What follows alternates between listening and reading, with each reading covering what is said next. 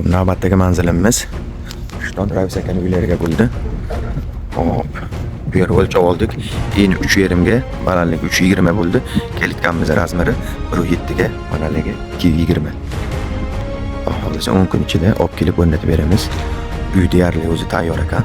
Avtomatik darvozamiz bilan kelitgani o'rnatib bersak bo'ldi. Biz uch chiroyli qilib tayyorlab qo'ydik. Hammamizga mana shunaqa uylar nasib qilsin. Kimga avtomatik darvoza xizmati kerak bo'lsa, pastdagi nomerlarga aloqaga chiqarsizlar.